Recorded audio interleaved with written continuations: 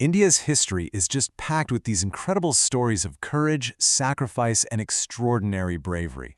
But honestly, among all those stories, there are a few names that absolutely refuse to be buried by the dust of time.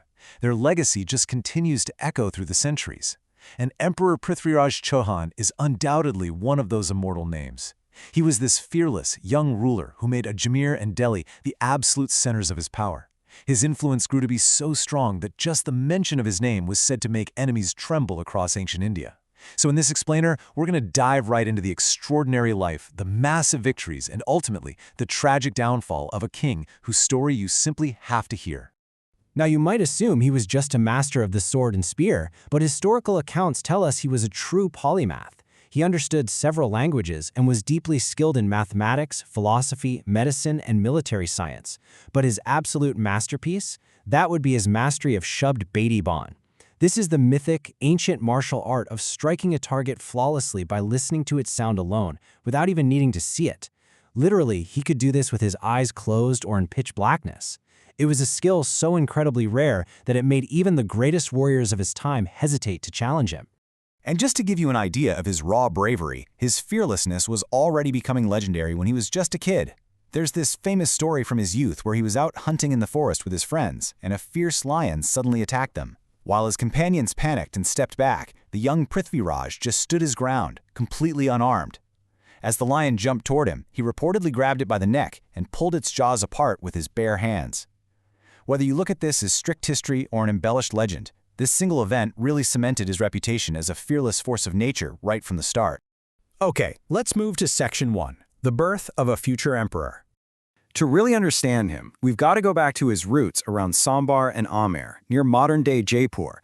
The Chauhan dynasty was founded way back in the 6th century by Vasudeva Chauhan. Fast forward a few generations, and Prithviraj's father, King Someshwar, actually helped King Anandpal Tomar of Delhi win a major war. They became such close allies that Anandpal married his daughter, Karpuri Devi, to Someshwar, and from that union, in 1166, Prithviraj, also famously known as Raipathora, was born. Astrologers predicted he'd rule a massive territory, but his childhood was cut devastatingly short. In 1177, his father died. Suddenly, an 11-year-old is carrying the weight of a whole empire. His mother, Queen Karpuri Devi, bravely stepped in as regent to protect the realm, and by 1180, at just 14 years old, Prithviraj took full, independent control of the kingdom. Which brings us to Section 2, crushing rebellions and expanding. As you can imagine, taking power at 14 invited immediate trouble from opportunistic chiefs, but the young emperor swiftly and brutally consolidated his power. First, his own cousin Nagarjuna tried to claim the throne. Prithviraj crushed this rebellion, and according to texts, he had the rebels decapitated as a grim warning. Next, he defeated the Bahandanakas, which strategically secured the vital trade routes to Delhi. And finally, he engaged in a massive clash with the Chandelas of Mahoba. Despite facing their legendary generals, Alha and Udal, Prithviraj secured a hard-fought victory, expanding his borders and becoming the most powerful ruler in North India. Now for Section 3, love, rivalry, and betrayal. Because history is never just about the sword, right? It's shaped by ambition and political rivalry. His greatest internal clash was with a fellow powerful monarch, King Jaychand of Kannauj.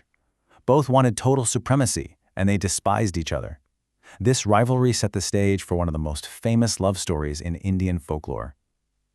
Jayachand organized a Swayamvar, a grand ceremony for his daughter, Princess Sanyogita, to choose a husband. He deliberately excluded Prithviraj, and, as a massive insult, placed a statue of him at the door, dressed as a lowly doorman. But Sanyogita, knowing the tales of Prithviraj's bravery, walked past all the kings and put her garland directly onto that statue. At that exact moment, Prithviraj, who had secretly infiltrated the ceremony, scooped the princess onto his horse and dramatically eloped with her right in front of her furious father. It's incredibly romantic for sure, but strategically, it permanently alienated a powerful neighbor right when India needed unity the most. Section 4, the First Battle of Terrain. While the Indian kings were busy fighting each other over supremacy and pride, a dangerous new power was rising from the west, Muhammad Ghori.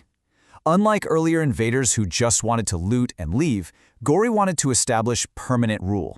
When their paths finally collided in 1191 at Terrain, it revealed a stark contrast in military philosophy.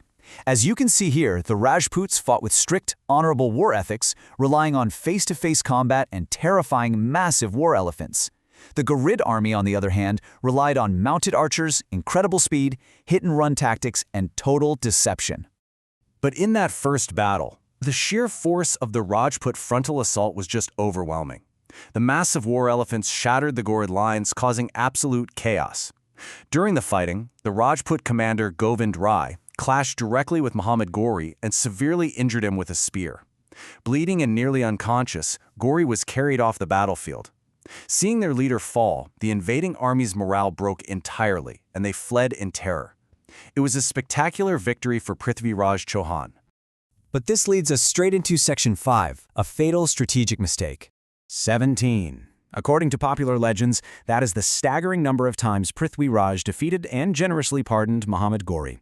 Now, historically, the exact number is debated, but the core truth remains. After winning at Terrain, Prithviraj adhered strictly to the Rajput warrior code. It was considered highly dishonorable to attack an enemy who was fleeing or surrendering, so he just let Ghori go.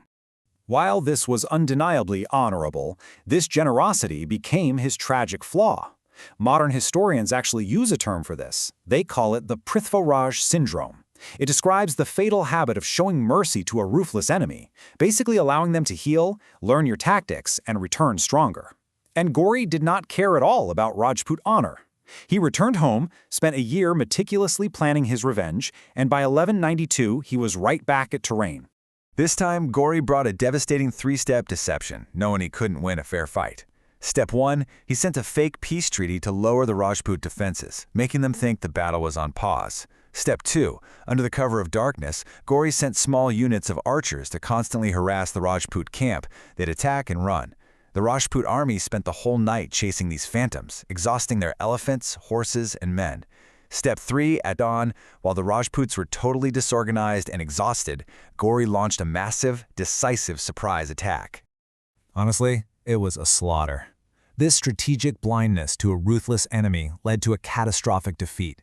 Exhausted and completely outmaneuvered by these deceptive tactics, the mighty Rajput army collapsed, and Emperor Prithviraj Chauhan was taken prisoner. This wasn't just one lost battle. This defeat fundamentally changed the direction of Indian history forever, opening the door for centuries of Muslim rule in the subcontinent. Let's move to our final section, Section 6. The legend lives on. What happened next is where history and epic myth deeply intertwine.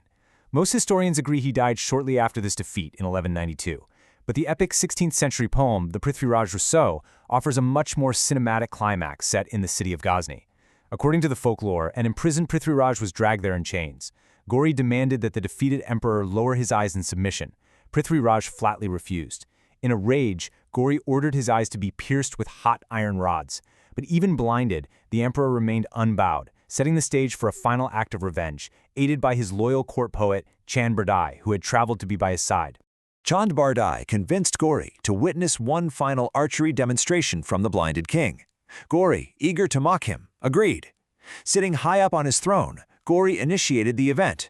But right before the shot, Chand Bardai recited this famous poetic verse, Char Bans Chobi Skaj. It sounds like a simple poem, right? But it was actually a highly specific mathematical code. It gave the blinded emperor the exact distance, height, and angle of where Ghori was sitting. Using his legendary Shabd Bhedi Baan, that ability to shoot by sound alone, Prithviraj released the arrow. It struck Ghori square in the chest, assassinating the Sultan instantly. Before the guards could react, Prithviraj and Chand Bardai took their own lives, dying on their own terms. Now, as phenomenal as that story of revenge is, historical records show Muhammad Ghori actually died in 1206, a full 14 years after Prithviraj's recorded death, so the poetic assassination likely never happened.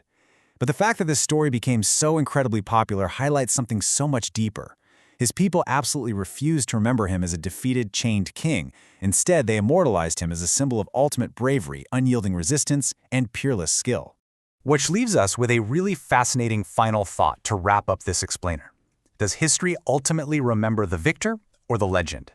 Despite a fatal strategic mistake that cost him his empire, Emperor Prithviraj Chauhan's courage continues to echo through the centuries as an unforgettable, timeless symbol of national pride. Thanks so much for joining us for this explainer, and we'll see you next time.